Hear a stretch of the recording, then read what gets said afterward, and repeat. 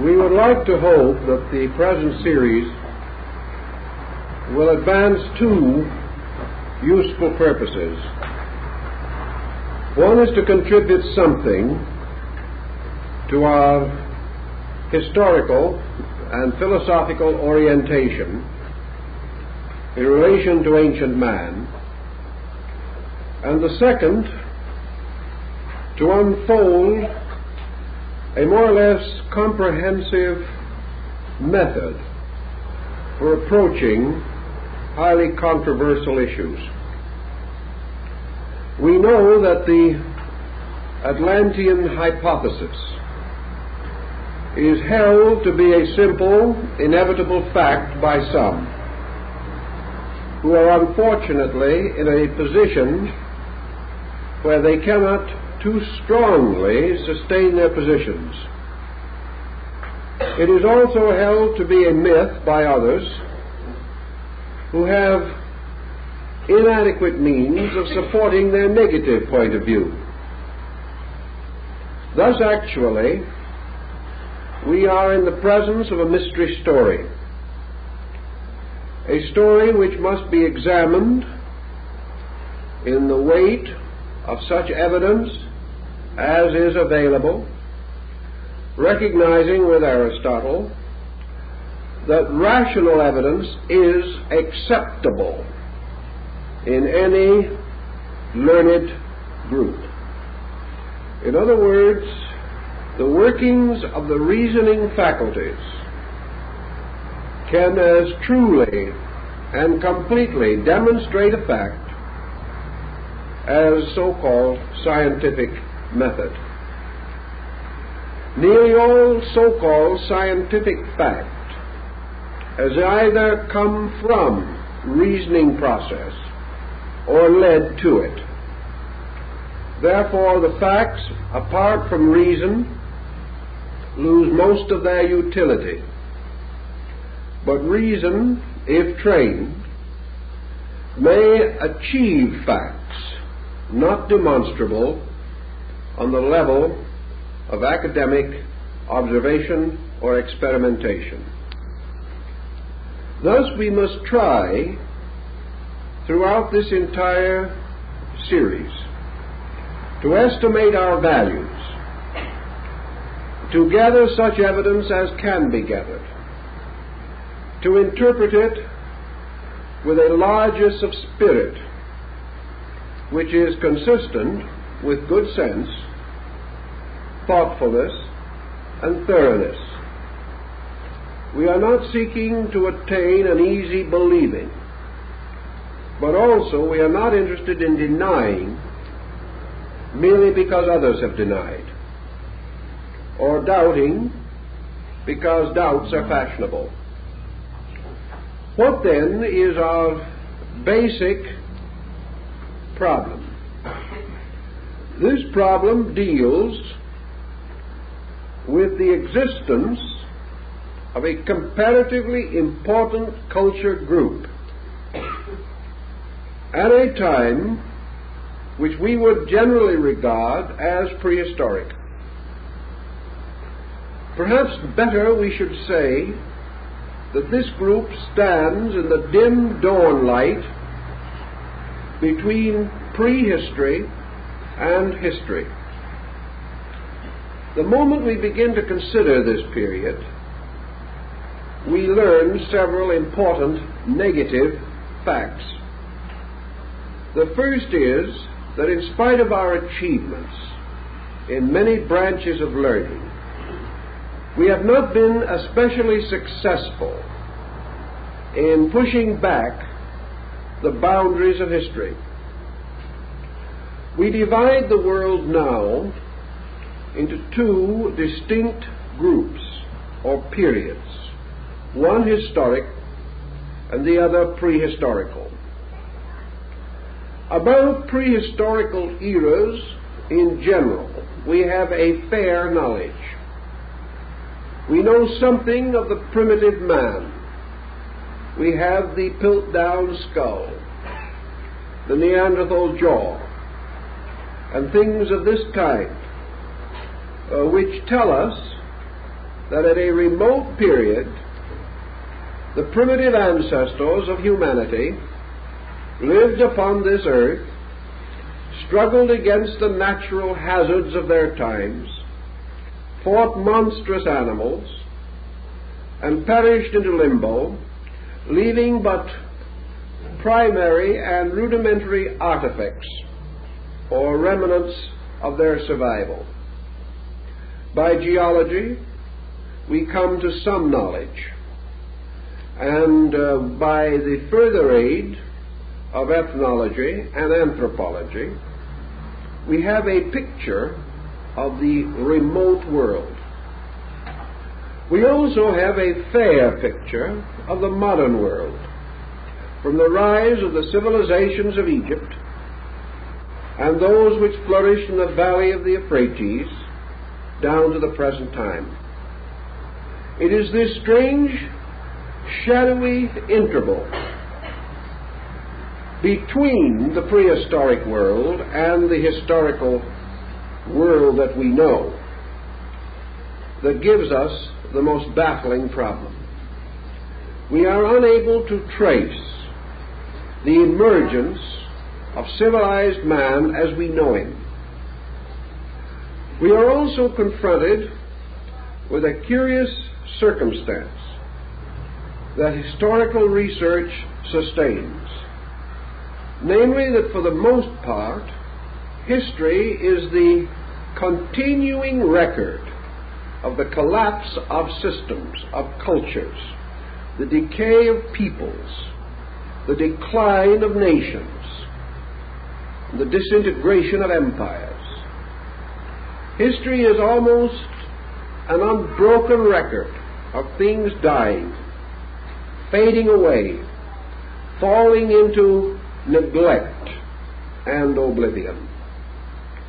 Thus, our history of races is a history of decline and fall. Scattered around the earth are the prehistoric records and remnants of peoples called the old people. These peoples we have neither any clear way of envisioning, nor can we adequately reconstruct their mode of life.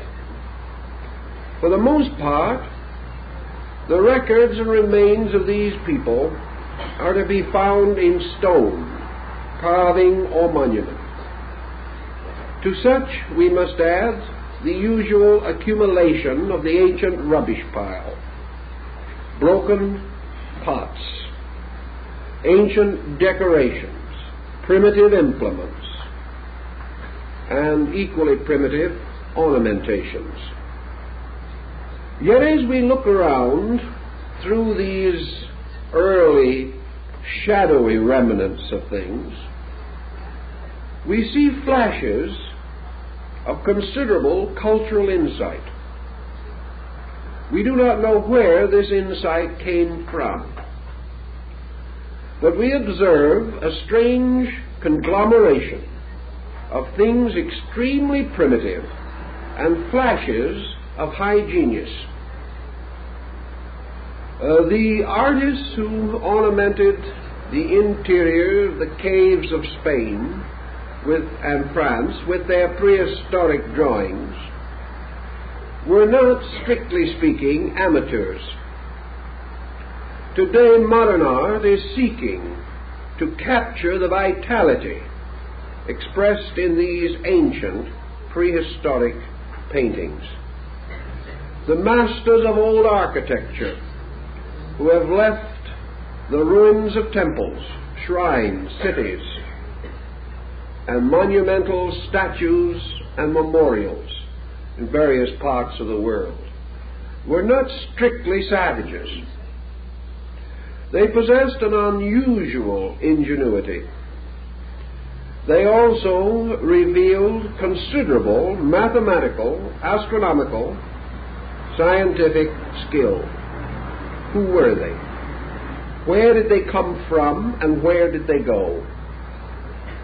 One would think that persons specializing in these fields would be so intrigued by this riddle that they would be impelled to examine it, to give it greater consideration. This might well have been the case had it not been the scientific world rapidly developed a mass hypothesis, a grand strategy, and was content to permit supposedly or obviously irreconcilable factors to remain comparatively unconsidered. It was much easier to ignore certain evidence than to change the grand concept which would not include it in a satisfactory manner. I think the problem in Mexico is indicative of the general train of thought. Down in the civilizations that extend from central Mexico practically to Peru, there are several schools of archaeology that have been hard at work for many years. These schools can be roughly divided into three groups of thinkers. We will call them the American, the German, and the Mexican. These three schools represent 3 degrees of caution. And wherever we come in contact with these groups, we have more or less the same experience. Not far from the city of Mexico are the famous pyramids of the sun and moon at San Juan Teotihuacan. These pyramids, which most of you have seen at least reproduced in pictures, are monumental structures, obviously planned, well executed by a highly intelligent group of artisans and architects.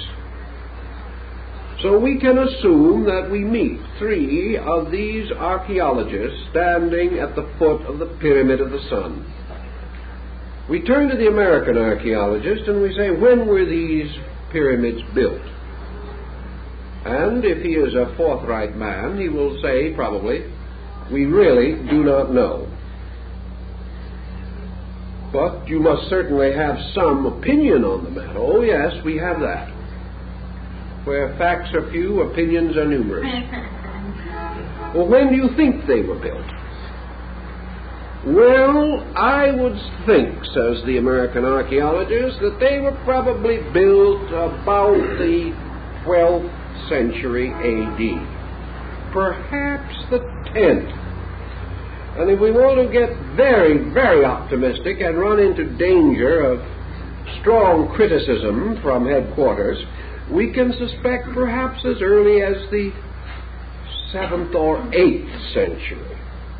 But certainly they are post-Christian in their monumental construction. And why do you say that? Well, we say it because it was not until the rise of the Tarascan peoples and other groups in the great plateau of Mexico, until they had reached a certain culture level, they could not have produced these monuments. They have to be recent.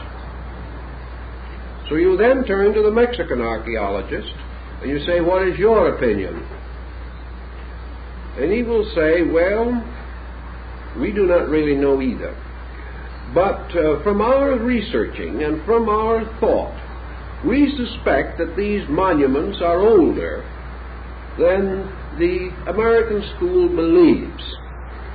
We would like to suspect that these monuments might go back 1,000, maybe 2,000 years before the Christian era, and that they were built by peoples who preceded the historical group in the Valley of Mexico.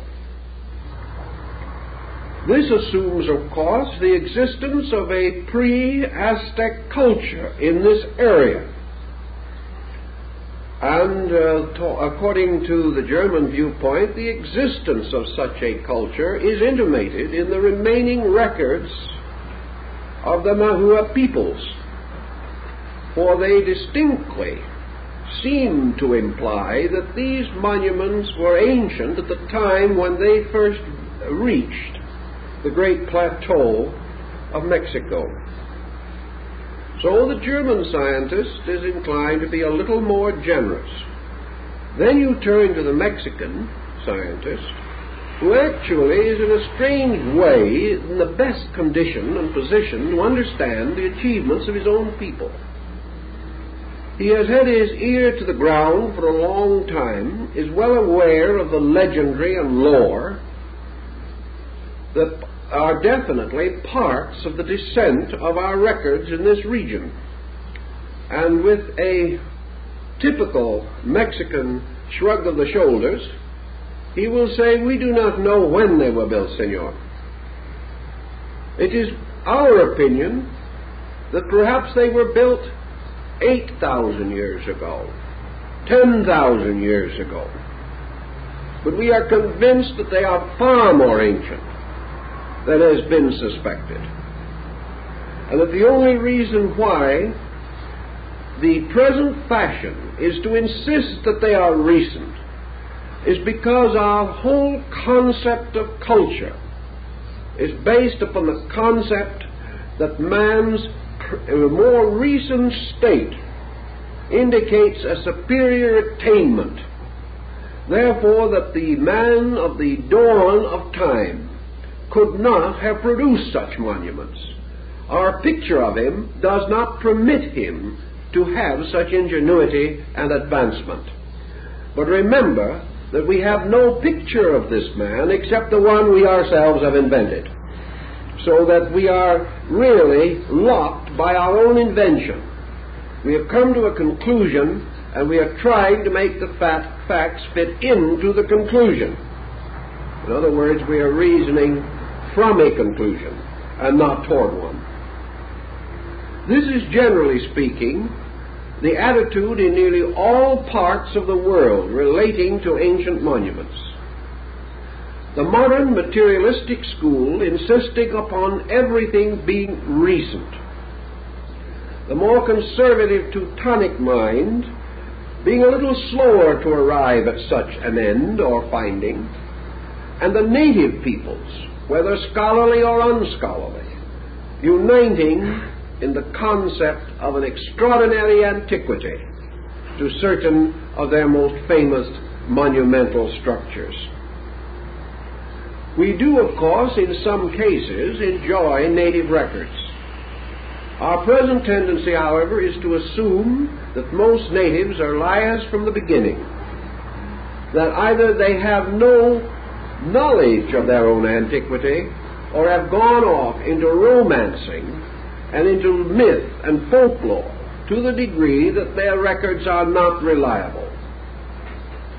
Actually, however, when we go back beyond a certain point, we have only mythology, only legendary, and only lore.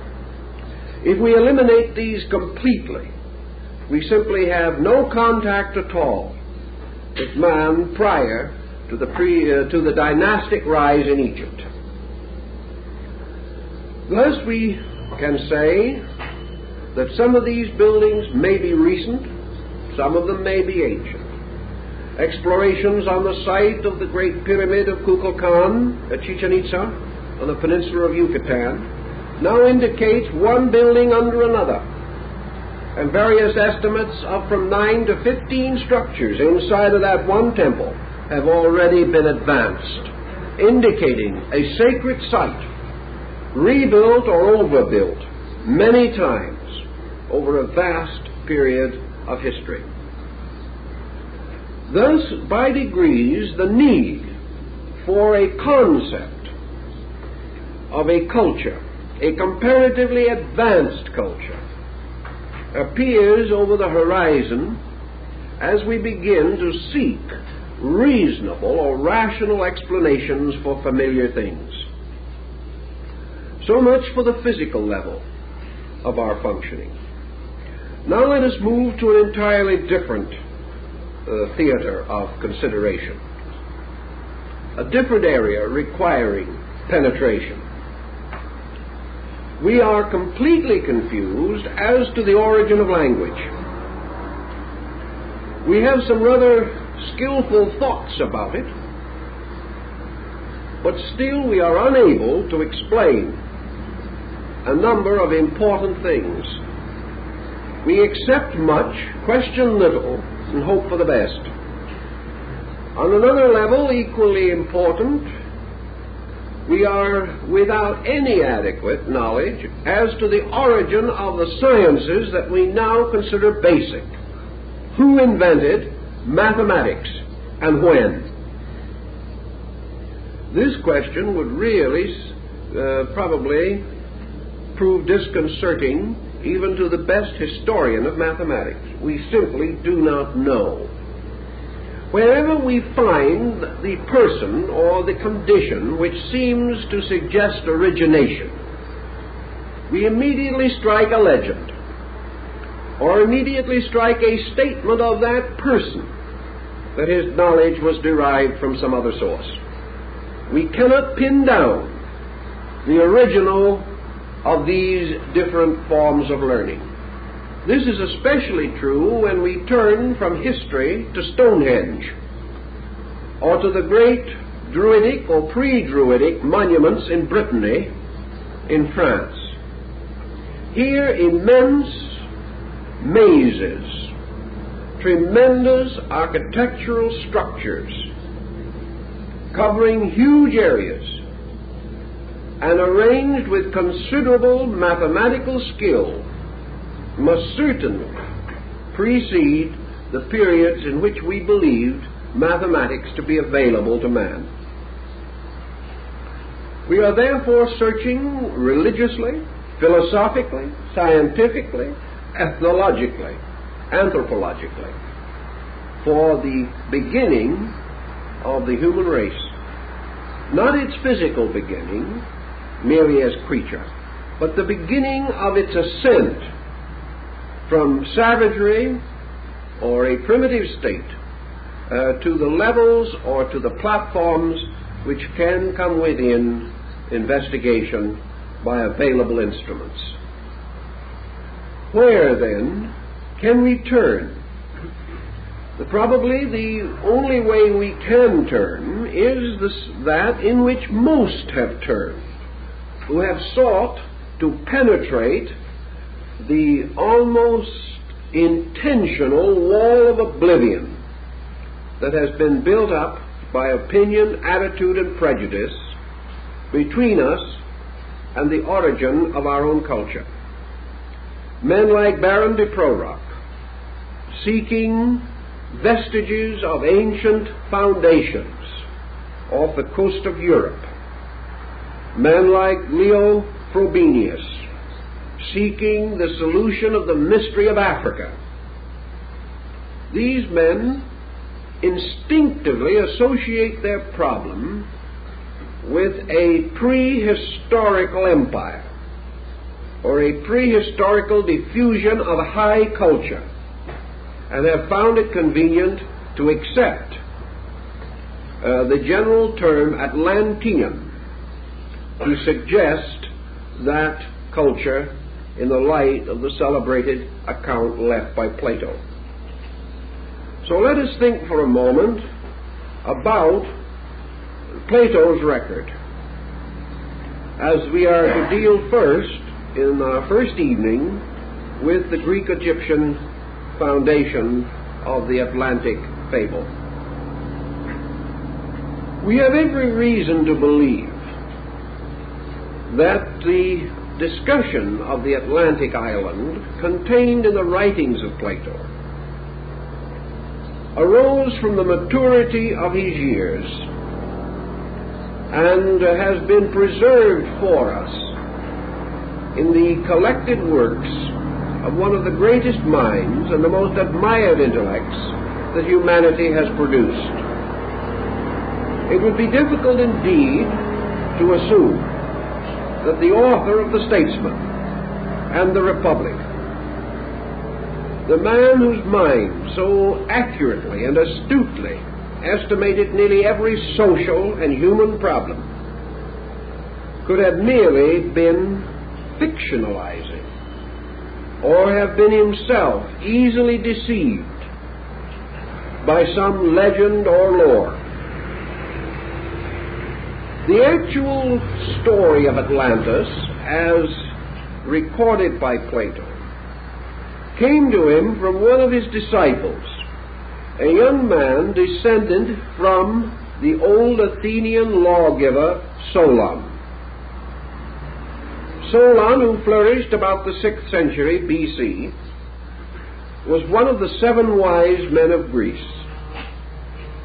And it is very important to realize at this time that Solon is not included among philosophers, nor is he considered a mystic. He is not regarded as a scientist, and he was certainly not a theologian.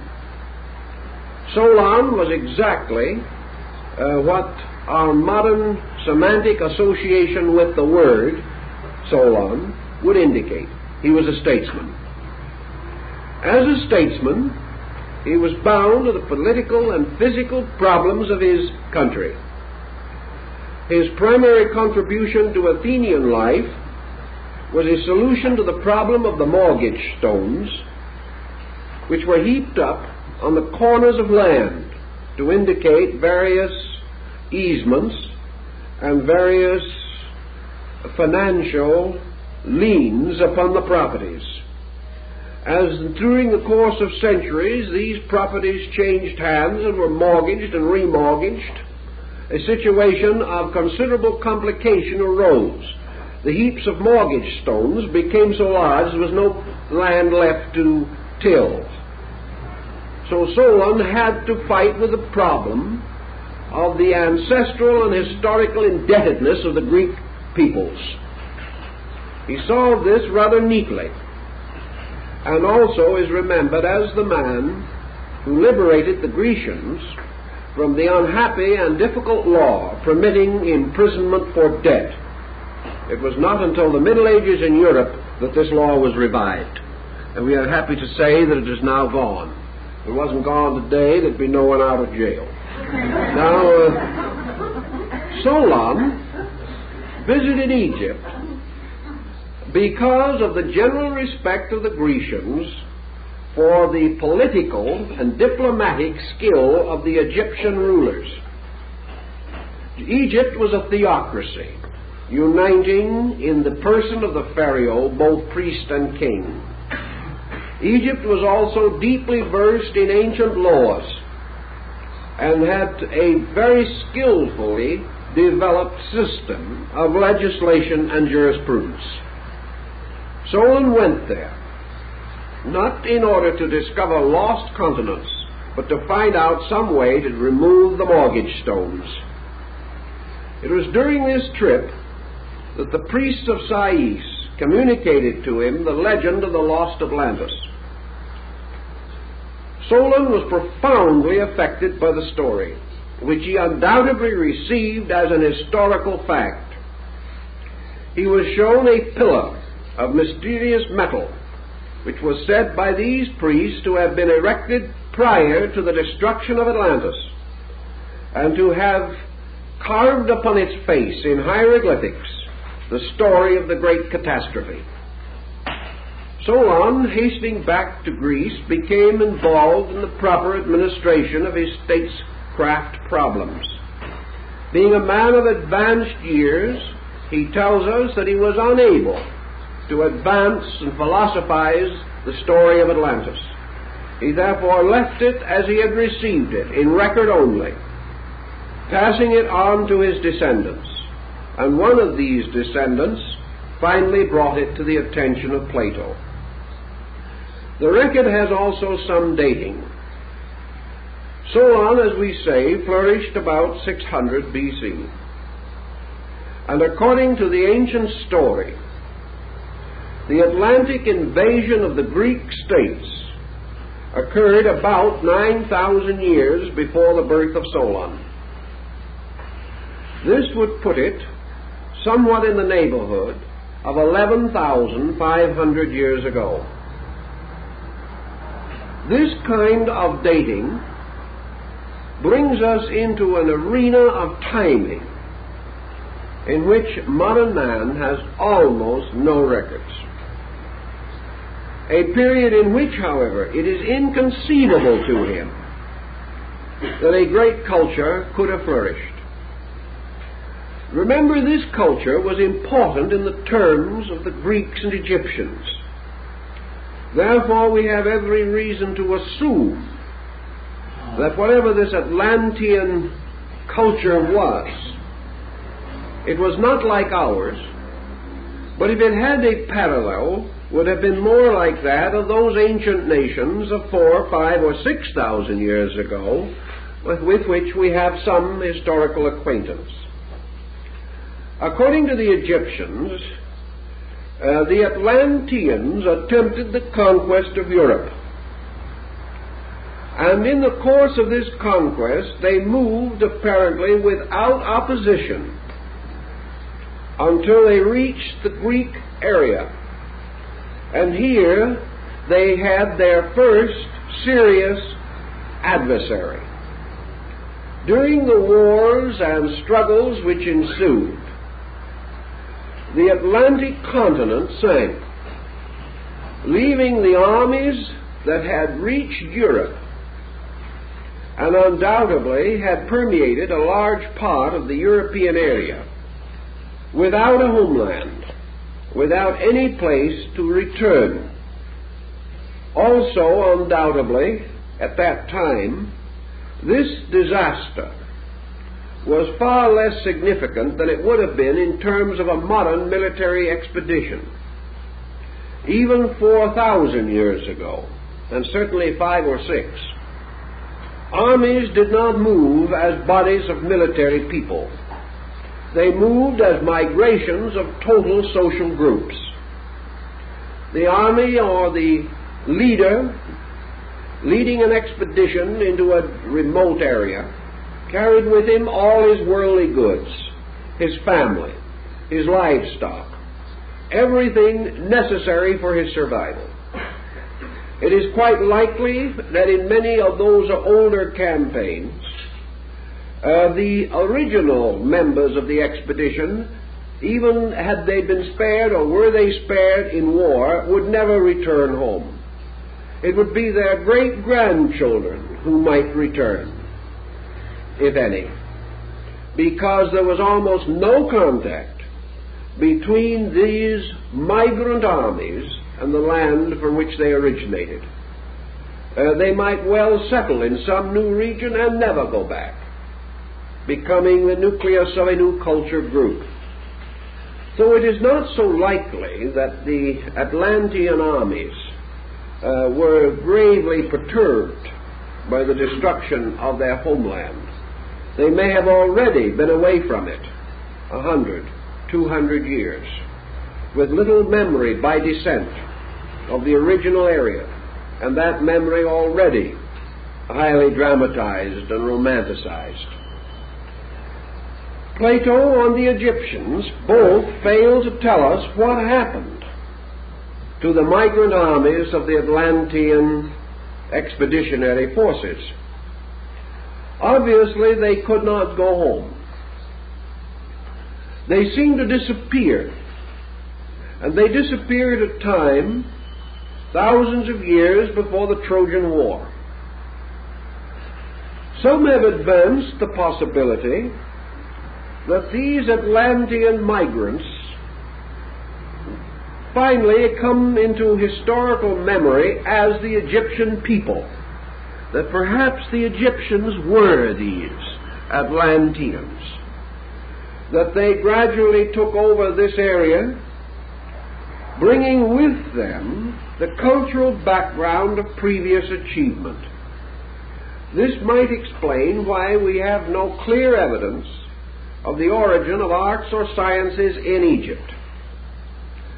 Why it also happens that the earliest Egyptian records indicate a people highly advanced, culturally, scientifically, philosophically, and religiously.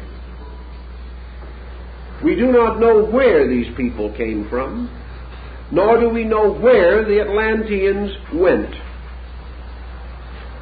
On the same ground, we have comparatively little knowledge of a primitive state of Europe, We have some. We can envision the Europe of the Goths and the Vandals. But far deeper than these records are the ancient cultural institutions of the Druids and of the various bardic orders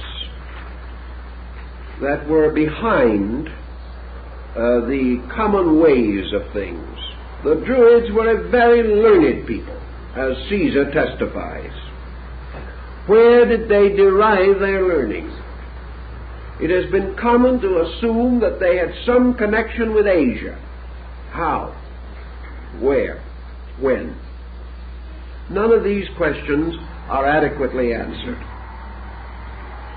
Solon, in his legend, or the story which he received, therefore gives an almost starkly simple report that at a certain time these invasions took place. He does not dramatize them in his own story in any way whatever.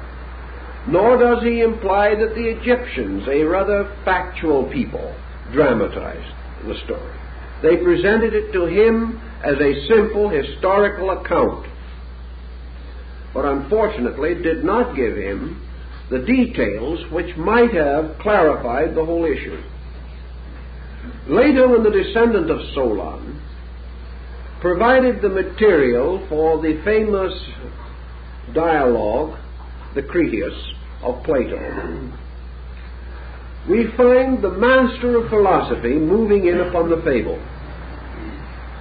Plato gives us an account far more explicit than that of Solon, in much greater detail and with much more glamour. Where did Plato secure the material for this embellishment? No one knows. This embellishment, however, follows in itself a kind of pattern. It follows the pattern of Greek mythology. It assumes, therefore, that when the 12 deities divided the earth, that the seas and the great oceans were assigned to the deity Poseidon, and that from him and from his descendants came the mysterious empire of Posidonius. Thus, Plato, borrowing again from mythology, declares that Atlas, the man who carried the world on his shoulders, was an ancient Atlantean king. And Plato further points out the tremendously vital code of laws given by Poseidon to his people and to his children, the laws which became the basis of the great legislative system of the Atlantean state. These laws, incidentally, are practically identical with those set forth in the basic code of the great Babylonian Chaldean system, the Code of Hammurabi. Thus we have Plato implying that a great culture, a powerful religion, important mysteries or secret religious institutions originated in this great Atlantean nation. Plato then explains to us something that, can it be demonstrated, would be of the greatest importance. He speaks strongly of the maritime achievements of the Atlantean peoples. The great city of the Golden Gates on the island of Atlantis was actually a vast harbor.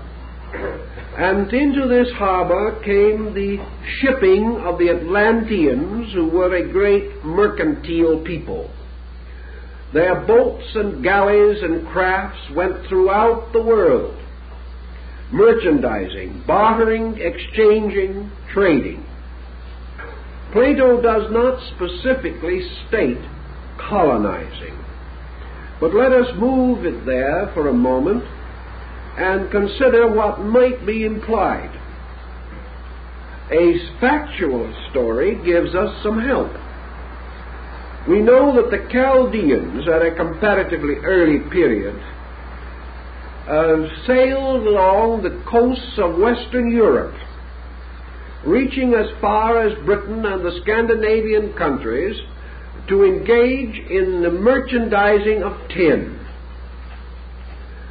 And we know that wherever these ancient expeditions came and visited, they left not only the immediate objects of barter, but a cultural impact upon the peoples that they visited.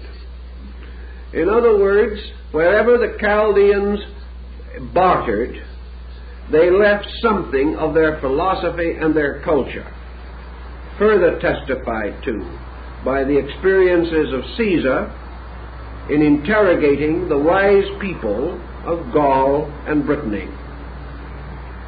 Thus, the migration of a great mercantile project traveling into very far areas would certainly imply the establishment of trading centers, trading posts, outposts of one kind or another, and even permanent settlements.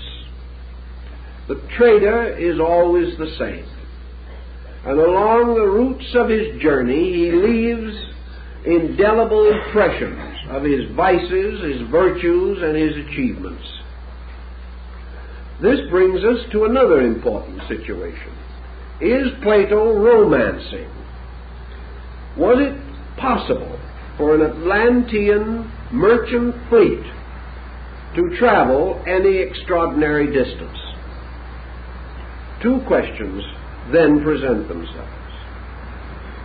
What was the general geographical state of the Atlantic area at this time?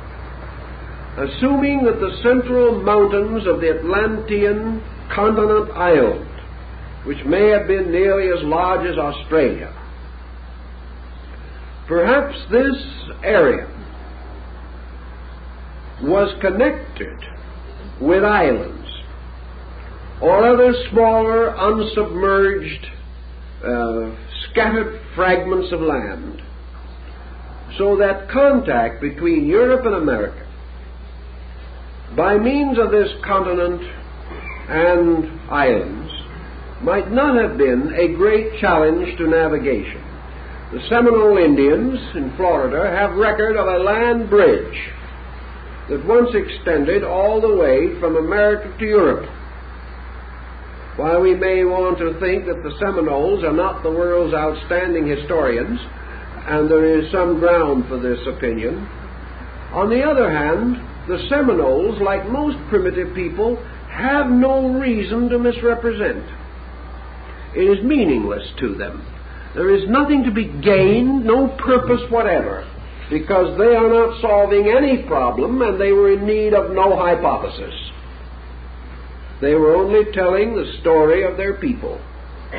They were preserving the record of some migration of their own ancestors, which they regarded as worth preserving. Another point in this situation is, what would be the probabilities of navigation by primitive instruments such as old galleys, sailing boats, or even canoes? There are at the present time in the Polynesian islands huge canoes which have cruising range of over 2,000 miles. This, therefore, tells us that long journeys were not impossible. We know that these canoes are really, in skillful hands, far more practical, serviceable, and efficient than the tiny ships with which Columbus crossed the ocean.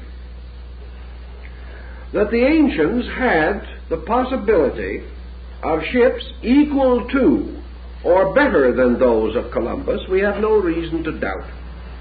The Egyptians, during the dynasties of the Ptolemies, had a great galley of state in which they entertained distinguished guests. which had not only sails but 3 banks of oars, 2 swimming pools, and a grove of live fruit trees on the deck.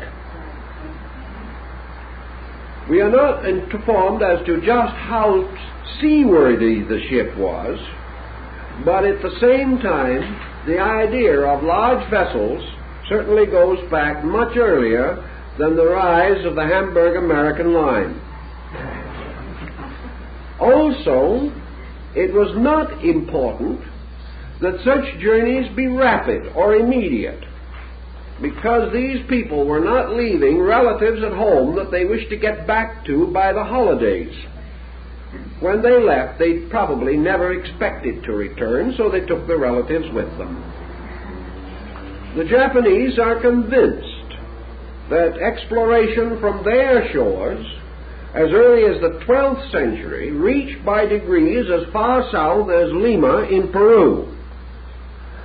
And we know that on certain currents, it is very certain the Chinese reached the coast of California at least 600 BC.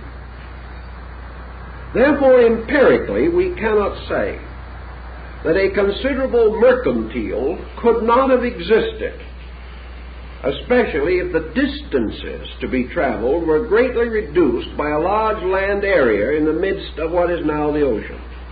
Perhaps there was no area that would have required any unusual means of travel. Even as we can follow the Aleutian Islands and things of that nature and make a reasonably safe trip from the Western Hemisphere to Asia. These considerations, then, do not tell us that Plato would have been romancing unduly. He was aware of the strength of the then existing Greek fleet. He also knew of the Egyptian navy and what it had accomplished and what it could accomplish. He knew that people far less skillful and less strategically placed had also conquered a smaller sea of their own, the Mediterranean. All these things were matters of degrees, not involving any major policy change.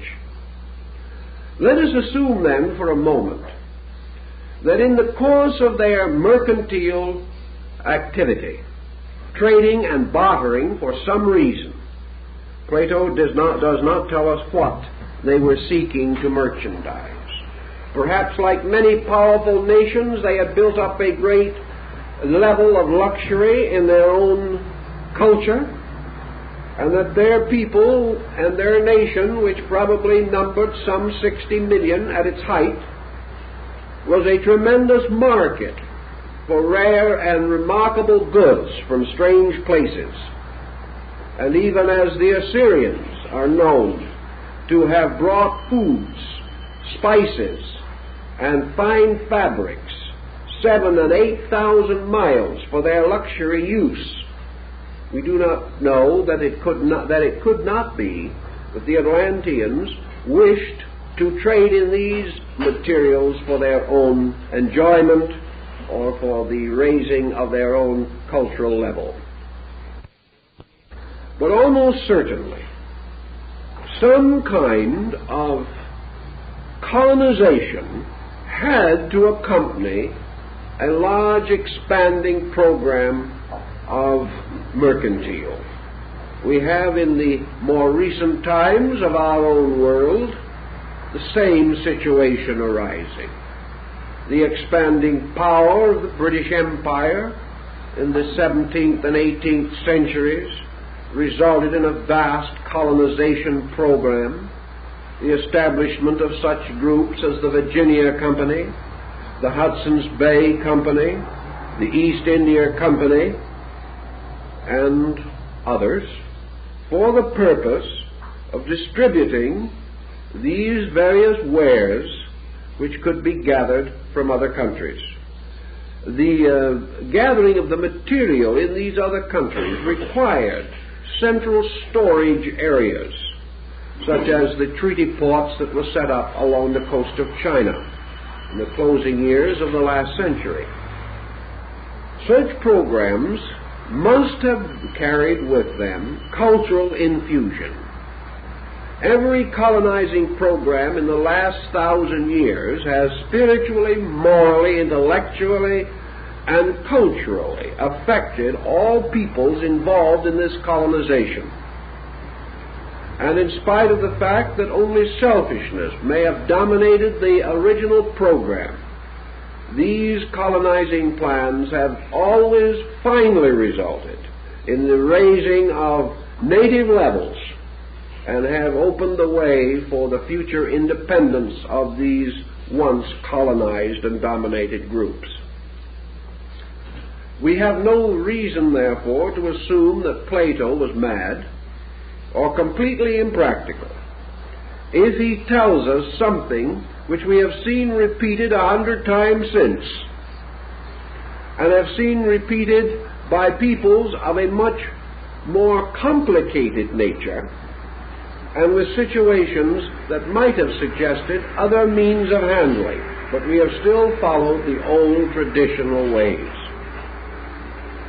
If, then, it is conceivable that this Atlantic center did have a broad area which, like the spokes of a wheel moving outward from the central hub, finally diverged to an incredible rim area, we have one possible answer to the question of how almost completely isolated peoples, among whom there is no historical record of contact, and who have been separated by what appeared to be impassable intervals of mountains, land, or water, could have, at approximately the same time, been enriched by certain basic additions to their ways of life. In thinking of this, let us turn to some of these peoples. Even the Greeks do not or did not believe that they originated their own culture. They said that their culture came to them by a mysterious person from a distant place. If you go into the Polynesians, if you go into the Northwestern American Indians, or the Southwest Indians, or the old Iroquois League, or the Plains Indians, if you go into the Eskimos' culture, or to China, Japan, India, Persia, Syria, Assyria, Egypt, there is not one of these culture groups that will take the responsibility for having originated its own culture. This is important. While we have only myths to work with, that is true, every one of these groups of myths tell essentially the same origin story, that the peoples came from elsewhere, that they came with leaders who had led them from some previous location, that these leaders were responsible for the establishment of higher orders of culture in primitive areas. Thus, the natural or aboriginal peoples of these areas all insist that their cultures began with the advent of divine beings who came from remote places, from a long distance, from other lands. These remote beings did not resemble the people to whom they came. They wore different clothing. They spoke a different language. But in each case, they brought ideas. And from these ideas, the cultures of these local groups derived their impulse and their inspiration. Now, when you find this scattered throughout the earth, and you find almost identical cultures developing around these myths, so that Max Muller, the great German Orientalist, was actually correct when he said that there was never a false religion unless a child is a false man, that all these people came to the same basic ideas, and that as cultures developed, they developed around identical institutions. The astronomy of India, although we do not know where it came from, is not essentially different from the astronomy of Egypt, nor is it different from that of China, nor of that of Greece. And European astronomy is indebted to this entire background. Even in languages, identical words are to be found. Dr. Laplongeon, exploring both Egypt and the Western Hemisphere, made a list of hundreds of Maya words, he knew the language, which were identical with Egyptian words of same meaning. And also he made many drawings of glyphs, which show that the Egyptian words and glyphs for certain objects were identical with the words and glyphs assigned to them in the Western Hemisphere. The only answer to this is that there was a migration of ideas, and Plato's hypothesis seems to provide us with an adequate explanation for this migration of ideas. Furthermore, we find no evidence among other peoples of any mass migrational efforts. There is no other people known on the earth today in the mythology of which we find any clearly defined statement that that people was responsible for a powerful inflection of world culture. In other words, the Greeks do not say that they educated the Western Hemisphere. The Egyptians do not say that they ever had anything to do with China. India does not claim that it is responsible for Central American civilization. Nor can the Central American civilization, dear old Dr. Plongeon to the contrary, nevertheless, actually claim that it was responsible for the rise of Syria, Palestine, the Near East, and the emirs of Afghanistan. No existing people meets the need of the problem at hand, nor does any existing people claim to ever have fulfilled that need. And though their myths be many, this type of mythology is not to be found.